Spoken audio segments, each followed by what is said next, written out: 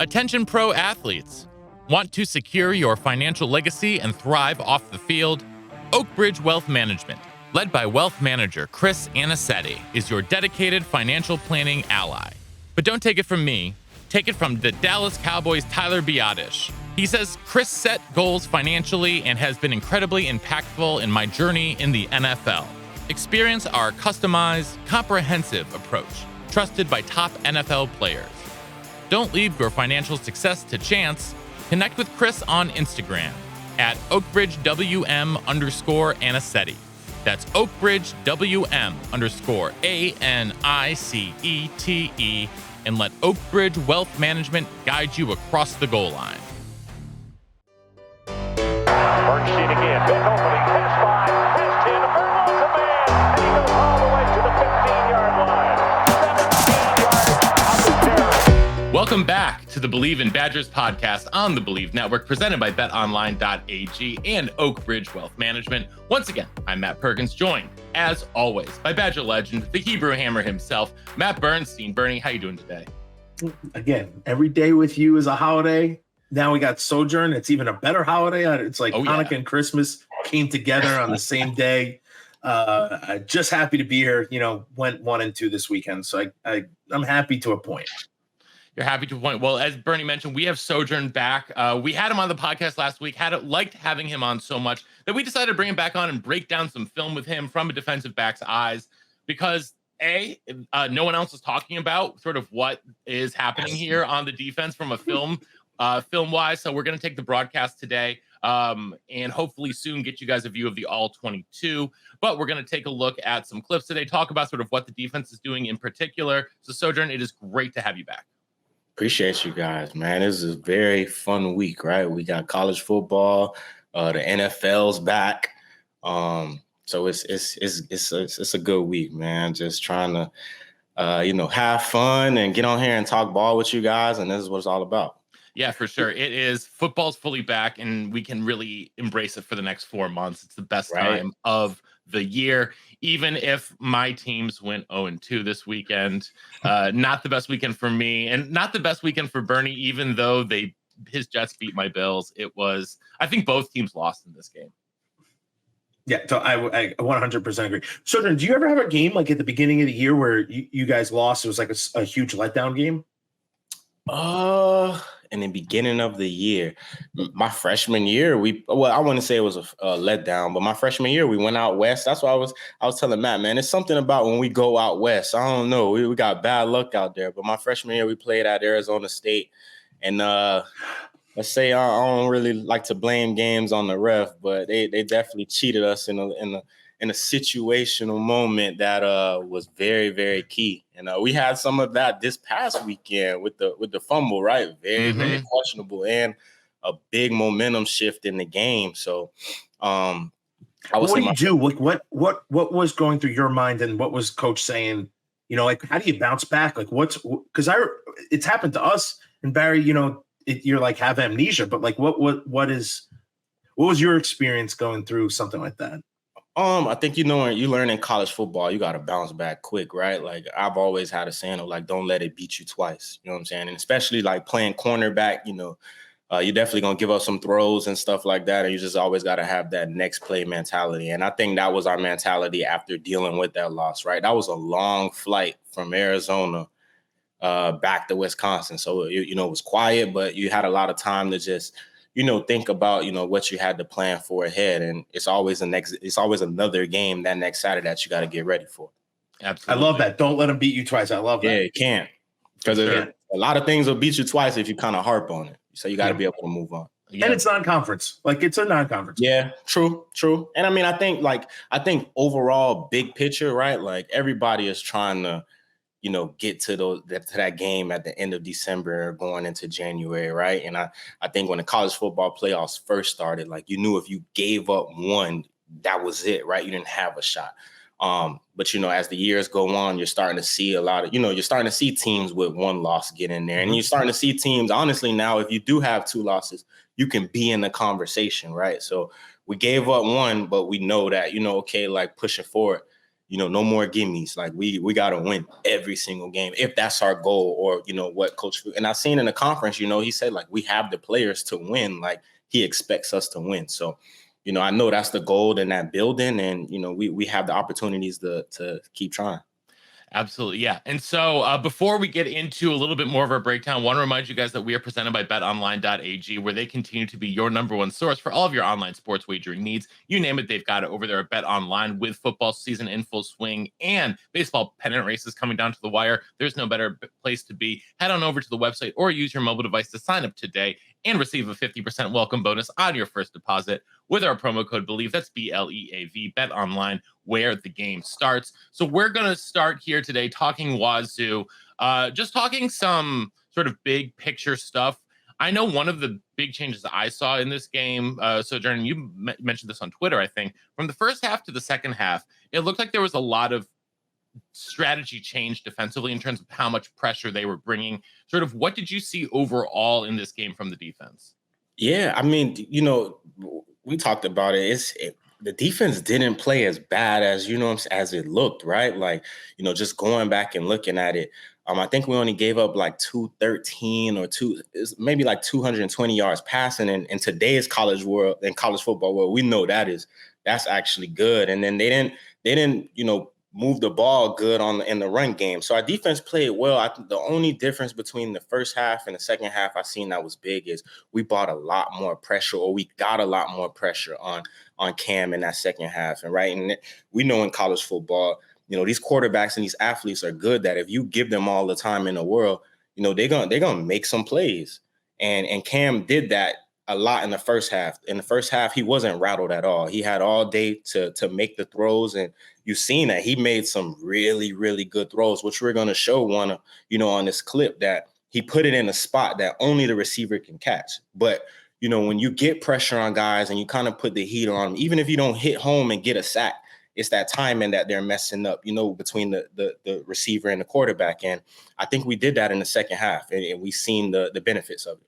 Yeah, absolutely. And, I think that one of the other things that needs to sort of be noted here is that there's a big change of responsibilities from 3-4 to 3-3-5, right? Like we're seeing guys go from playing zone all the time to a lot of man on, for the corners and for majorly the slot corner as well. And so I think that there is a bigger learning curve than a lot of people expected. Oh, both three down linemen. How different can it be? It can be very different here.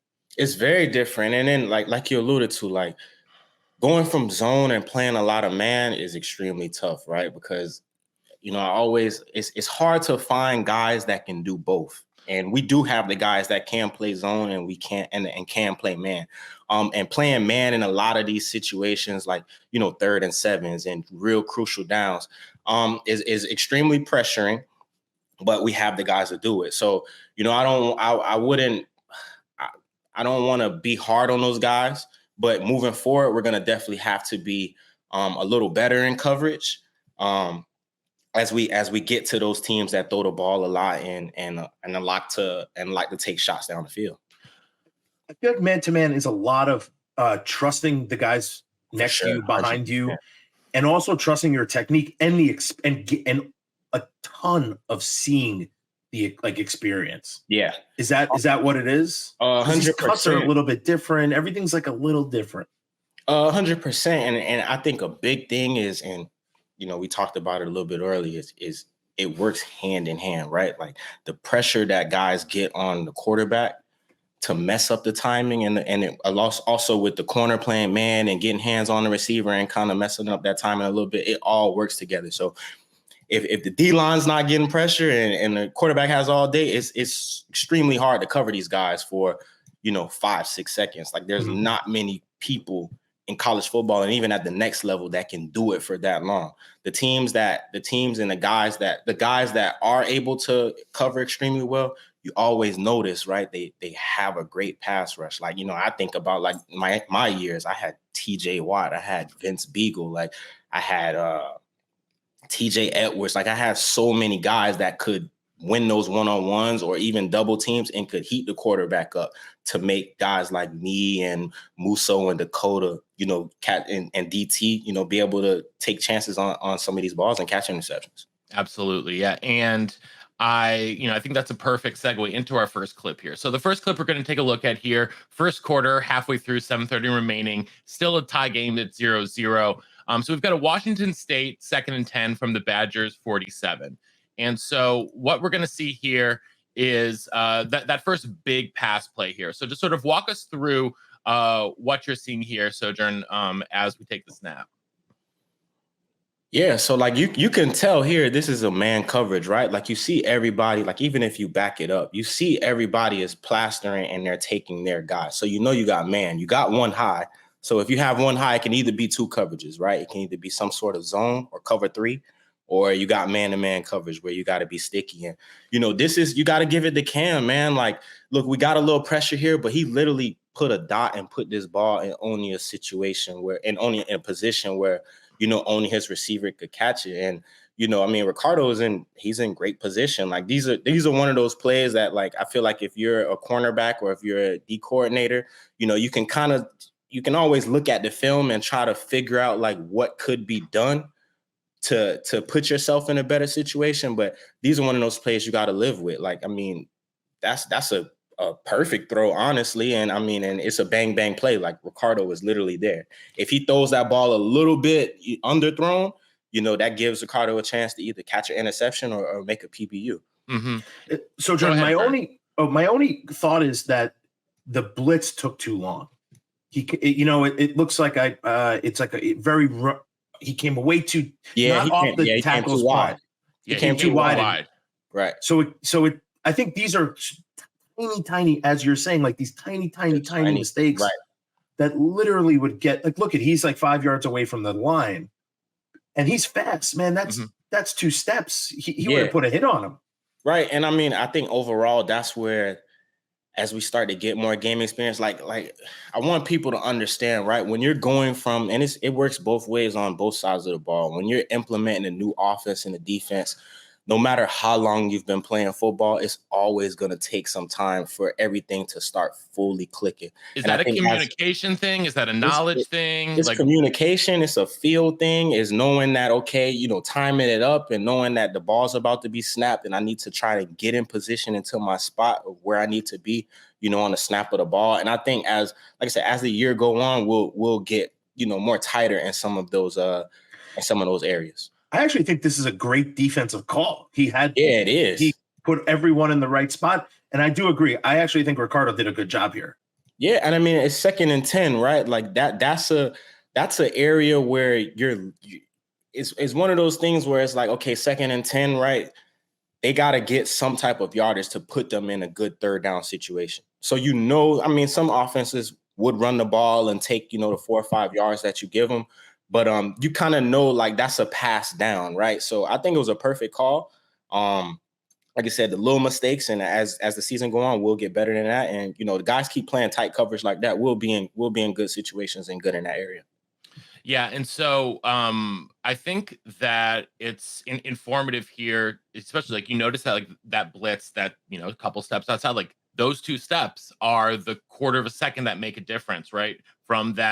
From a perfect throw to maybe a throw that's literally like a foot off in a different way, and it's it's incomplete. And I guess one of the idioms I always go back to, like, there's no defense for the perfect pass. Yeah, it is. I can tell you from a corner standpoint, there's literally how frustrating is that when you're like, I draped him the whole time and they still caught it? Extremely frustrating, man. Like, and I've had the opportunity to play some good receivers along as practice against some good receivers. And like a receiver that we had that was extremely good at, just catching the ball late and like the little things that is like literally nothing the DB could do was Jared Abadaris, right? Like he was next level as far as like just putting his hands out late and literally just catching the ball at the last second, where it literally just always felt like, man, I'm in position to make these plays. And, Stave was putting the ball in areas that literally only Abby was going to be able to catch. And he didn't have any tell, right? Like he didn't have, his eyes would get big or his hands would come out early. Like he literally would catch the ball at the last second. And when you have guys that can, make plays like that, it's extremely tough. It's extremely tough. You talk about I love the insights. I love the defensive insights. I know the eyes getting big, but not the hands coming out. And I think that's so interesting. And I think, elite, like even at the next level, like the elitist receivers, now that you like now that football season is back, you can see it. Like guys like Stephon Diggs, DeAndre Hopkins, and it's so many, like Garrett Wilson. Like there's so many guys that you can see like that is a trait that they have that a lot of receivers don't, and it's not easy. Like the ball's coming down at the last second, and you're literally putting your hands out and catching it. Right. Like everybody can't do that. It takes a real big level of concentration, and those guys got it. Yeah, and you see the footwork as well with that. Yeah. Like, watching Stephon Diggs, and you see him able to stop and turn around on a dime on a hitch or something like that. Right. With the timing is incredible, and he keeps his balance so well. It's just, it's breathtaking to watch sometimes. Dude, DK made some plays like that on Saturday. The one on the sideline, like literally, ball came out, he literally put his hands out late, and it was a dime. Like there's literally nothing you can do as a corner when those passes are perfect like that. All right, well, we're going to take a look here at another pretty big pass play in the second quarter next. There's 8 minutes 45 remaining. Washington State's up 14-6 at this point. First and 10 at the Badgers. 46, and we're going to see just a dime right over the middle. Right. And there's really no one home for Wisconsin right there. So what are you seeing when and that's where I was a little confused, right? It's like, see right here at the bottom of the screen, your corner's sitting at 5 yards. So in my head, I'm thinking cover 2. And I can tell cover 2 just because the guy next to the ref, he's gonna drop. He's gonna drop to the half. And your safety right at the top of the screen is gonna drop over to this corner at the bottom. So I'm seeing cover 2. And I just don't understand, like there's literally nobody in that whole shot right there. And somebody should be there. And I think we got a lot of that as well in this game. Like there's some plays that I've seen where it's like, you can tell that it's little mental errors or, not that guys don't know where they're supposed to be. But, as the game goes, stuff just happens and sometimes you're out of place. And I think that's what I talked about earlier. Like, I think that's where the experience comes, right? Tighten up in those situations. And just making sure you are where you're supposed to be at. Well, is it 24 right there? Yeah, 24. So 24 is dropping to the half, which you see like on the snap, he's running to his half. And then the corner on the bottom of the screen, you see he kind of got it. So it's a 2 look, right? 20 is that 26? 26 is over 23, and 24 is dropping to the top half. And you notice we had the corner blitz. So we got the corner blitz up top. And then the linebacker or the linebacker is going to the guy next to the ref is going to push to the flat.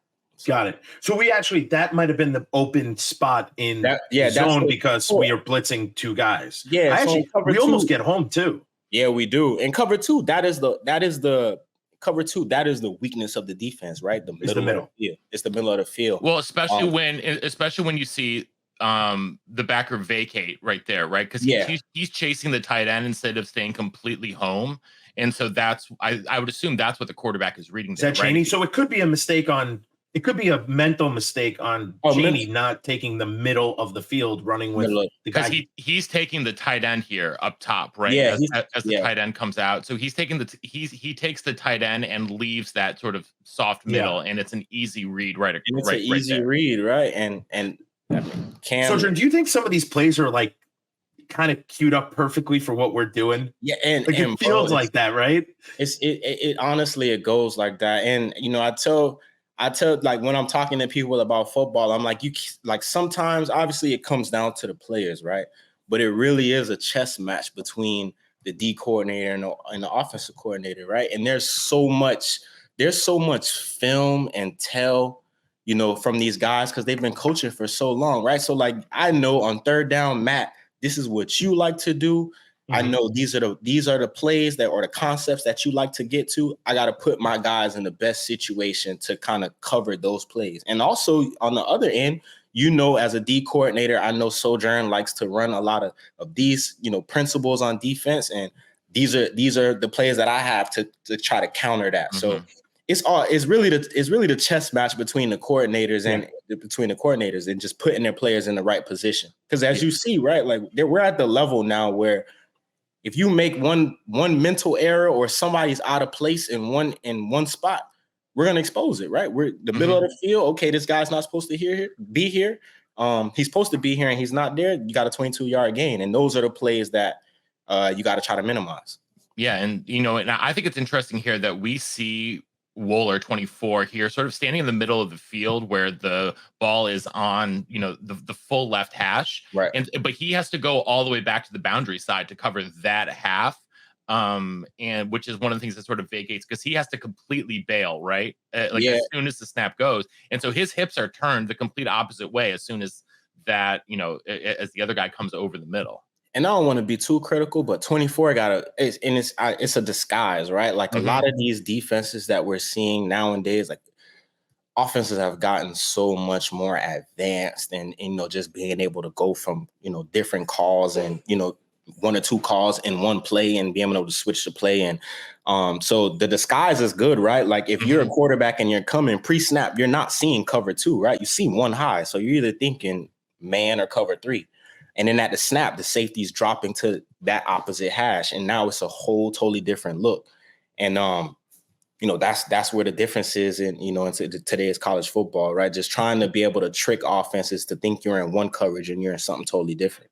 But how advanced are the QBs? Because you see 3 guys coming off your left. You have to trust your back to make a block. And now your whole thinking pre-snap is completely shot. And then you're like, okay, cover 2, this guy bailed. Here's my read. Like that, my brain doesn't work that fast in anything. How impressive is like going against a good quarterback? Because I think the guy from Wazoo was really good. Yeah, bro, he was really, really good. Really good. And when he took what the defense gave him, when it was situations one-on-one, he put the balls in position where only the receiver could catch. And then he made so many plays with his legs. Like I did see a lot of QB spies in the defense, and he was just super athletic and made the moves and the plays to get those extra yards. And you alluded to it, right? Like the QBs now not even before, but the QBs now, they just seem like they have so much research and so much tools to be able to be advanced in those areas, right? Like, okay, they're showing this look, but they're really at pre-snap, they're showing this. And then at the snap of the ball, they're in a totally different look. Let me get to this, let me get to this read. Like, and the quarterbacks who can't, you see the mental errors and the mistakes. And that's where the interceptions come from, right? Like a lot of the times a quarterback think, okay, I'm in this, the defense is in this coverage and they're in a totally different coverage.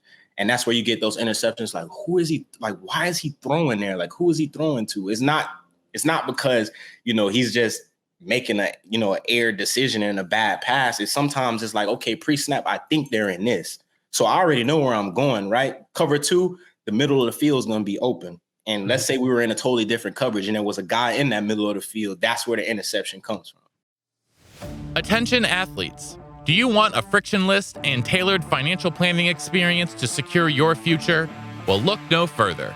Introducing Oak Bridge Wealth Management, the premier financial planning firm for professional athletes. Led by wealth manager Chris Anicetti, our team provides a unique and comprehensive approach, ensuring your financial success both on and off the field. We understand the unique challenges you face as a professional athlete, from managing cash flow habits to planning major business purchases and navigating complex contracts. That's why we've developed a proven process, working closely with our strategic partners to provide seamless solutions for your unique financial journey. Our services evolve with your career, offering short, mid, and long-term goal setting, portfolio optimization, real estate investments, and more. As you transition to life beyond the field, we support you with career development and philanthropic ventures. But don't just take our word for it. Top NFL players like Chase Boulier, Tyler Biotish, Alec Ingold, and more trust Oak Bridge Wealth Management to guide them towards financial success. Troy Dye of the Minnesota Vikings says, I really love the work that Chris and the rest of the Oak Bridge group do. I especially like the honesty and transparency when it comes to setting up financial goals and plans that best fit my needs and situation. It's time to elevate your financial game plan. Connect with Chris on Instagram at OakBridgeWM_Anicete. That's OakBridgeWM_ANICETE. And join the winning team. All right. Well, you mentioned Cam Ward's legs and his ability to scramble. That's what we're going to take a look at next. We're going to fast forward to the fourth quarter, about 7.5 minutes remaining with Washington State up 24-22 in a big second and long. It's 2nd and 13 at the Wisconsin 47. And this, I think, was one of the more backbreaking plays here coming for Wisconsin. We got a couple plays on this drive that we're going to take a look at, but here, Sojourn, sort of just what are you watching for and what are you seeing here? Let me see. I'm seeing too high, so I can tell you there, and I'm trying to look at that corner and see just his technique. But if you rewind back, I mean, you can see guys are honestly, like our D line, we're getting up the field. We got a false start right there. But we're getting up the field, and here's Cam just being special, just being an athlete, man. And that's what I think, when you have a quarterback that can make plays like this, it's extremely hard for a D coordinator to kind of like game plan for. And then you got to just tell your guys like, man, we got to stay sticky in coverage and we got to find the best. Like we have to figure out how we're going to get this guy on the ground. And, you think about the special players in college football that we've had that's been able to extend plays, like the Johnny Manziels, like the Lamar Jacksons, like those guys are so electrifying. And it's tough to try to stop. Yeah, and it's to me the real key moment here is right here when Turner commits over here to the left and Newton takes that not Newton, I call him Cam Newton. I mean, he was running like Cam Newton out there. Cam Ward because Turner's playing a spy here, right? We see he's not actually engaged here when he goes in. He's watching. He gets off a block because he thinks Ward is going to commit out here to the right because there's that hole, and so he's going to cut him off. And he stops on a dime and makes now there's no spy in the middle of the field, right? And now it's 2-on-1. Yeah, and it's tough. And like if you rewind it back, like that's an extremely tough situation to be in. If you look at all the grass that's to the right, and you look at all the grass that's to the left, right there, like he could literally go either way. You get what I'm saying? And I mean, if he goes to his right, that's kind of it's going to be one of those situations where whoever makes the play, right? If you make the play, it's a sack for a loss. If he gets through, he's running for forever as well. So I just think I just think right there, 54 just got to just throttle down and just chill for a second. And it's tough because, he's on the run, right? But he doesn't commit, whereas he's going right or left at that moment. And I think he's all going off the linebacker. Right. But so to me, I think I would just tell Jordan Turner, don't get caught up in the big and heavies. Right. Don't run up in, you don't need to mess with these dudes. Right? Don't get with the fat dudes. You have 10 yards, 13 yards behind you. Just let him make the move and you just kind of go off of it. He gets blocked is what I'm saying. But the nose guard to me, maybe this is a 3-3. You can tell me better. He kind of picks a spot and goes that way. And to me, the nose guard in a 3-3 is not a pass rusher. He's let's contain this dude. He's a block. He's a blocker occupier. He could be a free go. I don't know. It just looks like him choosing a gap. Opens up this big hole. Like also, it's 2nd and 13, so it's a pass down, right? Sure. You know what I'm saying? So these are the situations where it's like, man, go hunt the quarterback, bro. Like that's what you're, you know what I'm saying? Like that's what you're here, you're here to do. Go get the quarterback. I just think, our 3 defenders that did rush, I just think they committed too high up the field and they gave him that pocket to be able to step in. And now you're putting the spy in a tough situation. Yeah, so we get a reverse angle here, which is nice, which is a good angle to see here because you can see it's just that one little move that he goes to shake Turner, and now I think that's the the fake pitch is how hard is it at that point though to know exactly where the line of scrimmage is, right? Because when he goes for that fake, like that would have been an illegal forward pass, I think. No, it would have been. Nah, it legal. wouldn't. Or it would have been He's close. behind the line. If you Is he when he does? Oh yeah, he is. Okay. And I don't even think I think honestly, like Cam he's so special in that area in the run game. Like I honestly think he was running it no matter what, right? Mm-hmm. But he knows that, he knows that linebacker and that defender has to make a decision, right? You're either gonna take me or you're gonna take him. And he just put him in a tough situation. Just a baller being a baller. Being a baller. Let's take a look at another tough situation later on in this drive. It's about 6 minutes remaining now. 2nd and 10 at the UW 15. And we're going to see another really, the Badgers hold here, 2nd and 10, 3rd and 10, hold to a field goal. It's still a 1-score game. But Cam Ward, again, is able to elude a pressure in a late rush here and scramble for 15 yards or 13 yards here to get a 1st and goal. So and what are you seeing here? Just some of these plays, man. He's just a good, a good athlete. Good athlete, bro. Like, so what's our coverage here up top? Or we're still in man at the top. Go ahead and play it. So guys are. Yeah, I would say, man. I can't. I want to look at that safety. It's a lot. Or is there even a safety? Is that? Yeah, there's a safety back. Yeah, there's a safety. So yeah, we look at it. It's one high, right? Yeah, This is. Yeah, this is man. Yeah, there's single high with man. Yeah, this is man. Or cover 3. So a lot of cover 3s nowadays have match rules, right? So you'll hear that a lot, like cover 3 match, where if the guy goes up 5 yards, you take him. So that's why there on the bottom of the screen, Alexander is probably pushing over with that under that's going with it. But being able to be in man, like it's tough, right? Covering, and then I think right there to end him coming around and going towards the middle of the field, it just gave him that alleyway, right? It gave him that alleyway to be able to run. And Cam's at that point now in the game where he's locked in and he's taking it. If that's what y'all going to give me, I am going to take it 100% every time. Yeah. But I would allude to just like, even at this point in the game, we are starting to pressure him and we are starting to make him feel our presence. And this is why, he's just, at that point, he's just taking off. Yeah. So, do you think the clock in his head has sped up a little bit at this point in the game? 100%. Like earlier in the game, he was sitting back there, and even if he was getting, like in that first clip that we showed, he took a hit.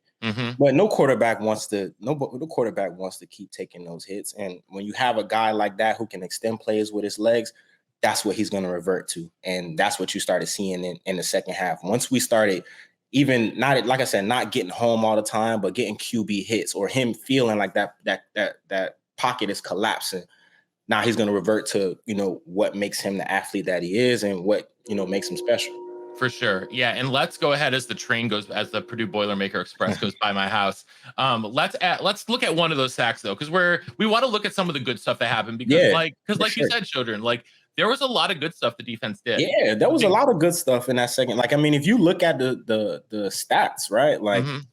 The stats show, like I said, passing for 200 yards, in today's game is not a lot, especially being in that conference, right? That conference, you can look up and guys have thrown for, 385 and 400 yards. So, or Shedeur Sanders throwing for 400, 500 yards back to back. He's been on fire, but that's what that conference is known. That's the style of play that conference is known for. So it's a lot of good tales in this game for our defense. Yeah, especially with Cam Ward and Ben Arbuckle, his offensive coordinator, who's also they're both from Houston Baptist, and Houston Baptist is one of those FCS programs that just airs it out. Much as they possibly can. And so, but here we're going to look at the first play of the fourth quarter. And now Wisconsin has started to bring more pressure here. Yeah, heat them up in the second half. And so, now they're bringing in what happens here. Muma gets a really good release on the outside, and then he's able to bring down Cam Ward. So what are you seeing here? And what's the difference in here versus some of these other plays where Cam was able to get away? I just think, guys are like you can even see here, right? The free defender off the edge, obviously helped a lot, right? So, Mhm. whatever disguise that they did, it for sure worked. But guys are just getting after it, right? Like these are one of those plays where like you gotta make it. Mhm. You're a free defender, you're coming off the edge, make the plays that they give you, I and we go ahead. Yeah, I also think here though, Badgers got a little bit lucky with their protection, right? Because Washington State is sliding the right guard over to the Slide to the left, left, yep. and so they effectively have 3 rushers for 2 blockers there. Right. And we got home, and this is the type of like guys right there, like that, like celebrating. That's the type of energy that we got to play with moving forward, man. We got to be able to, celebrate when we make the plays, and it's hard. It's extremely hard, right? Like all game, it's been a battle in the trenches, and here's one of the plays that we made, in a pivotal part of the game. That's where the little things that we know, like momentum, can shift over, and there it is. You see it. These are I want to say we got home twice, which one should have been a safety, right? They cheated us on that. And here's another chance. Here's another time where we got home, and this is why he started to take off more. Yeah, absolutely. I think we also kept the pocket, like we collapsed the pocket from all the lanes. Yeah. On some of the other ones, we were slanting and angling and blitzing, and we were, in essence, creating like these small gaps. Creating these small gaps for him, or also creating lanes where it's like, okay, it's literally me and one defender, right? And I'm sure Cam, in his mind, he's like, man, I like me. Like it's tough. It's tough for one guy to bring down defenders like that. So anytime we face a quarterback that's able to, extend the plays with his legs, they're going to have that mentality. And I mean, I'll tell you honestly, it's extremely tough to stop, man. It's tough to stop.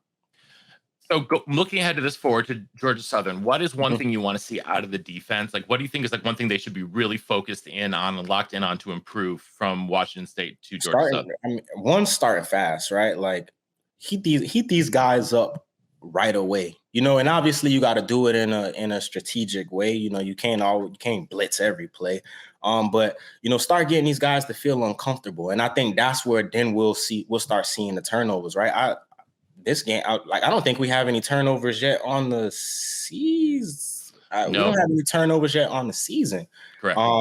And that is the turnover margin is very, very and extremely important in football, man. And we have the guys to heat up quarterbacks and the guys on the outside to make those plays. We just gotta start getting after it. And if we start fast and we start putting these guys in these opposite quarterbacks in situations where they got to make, very quick and sudden decisions, I think we'll start seeing, some interceptions. And if we're getting home, some strip sacks, like we just give our guys more opportunities to make plays on the ball. And I would say from an offensive standpoint, you can't kick field goals. Especially against teams, like this, right? Like when you face teams that can score the ball, you got to be able to put up points. And I think we were in situations where we should have, put the ball in the end zone, but we had to obviously settle for a field goal. And I think those possessions are going to be the difference in wins and losses in this column. Well, I'm looking forward to seeing some of these improvements this coming weekend against Georgia Southern and moving forward, because they're going to have to shore up this stuff, especially once you get into the thick of the Big Ten schedule. They've got, games against teams like Ohio State who have really potent offenses, and they're going to have to shore some of this stuff up. Purdue, not to look past Georgia State, or Georgia Southern, my fault. Not to look past Georgia Southern, but Georgia Southern's been airing the ball out. David Sprint is one of the better Group of 5 quarterbacks. Yeah, he's been airing the ball out, right? And then you look at Purdue. Like I watched Purdue game 1 against Fresno, and their quarterback threw for something like 300, 400 yards. Like we're gonna face teams that are gonna attack us in the passing game for sure. And if the pressure and the coverages aren't working in conjunction and hand in hand, it's going to be a long season, fellas. It's going to be a long season. But I think, we have the coaches to, emphasize, to our players that, what we need to fix for us to be better. Absolutely. And every play is a learning opportunity. Of course, right? And I mean, we got a new defense. I mean, we have an experienced group, right? Some guys are young, but we have an experienced group, but it's still also seeing those looks as a team, right? Like seeing those looks all as 11, as one team, and being able to say, okay, this is where we can get better at, or this is what we need to work on. Definitely. Well, we hope that everyone out there watching and listening enjoyed our little film breakdown here with Sojourn Shelton. We'll be back with him again next week, which we're looking forward to looking at some more defensive tape. We cannot thank you enough for your insights, Sojourn.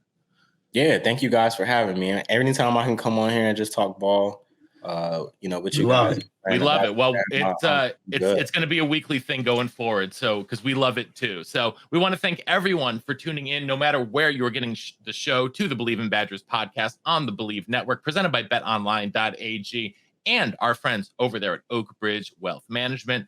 And until next time, on Wisconsin. On Wisconsin. Long season, baby. Long season.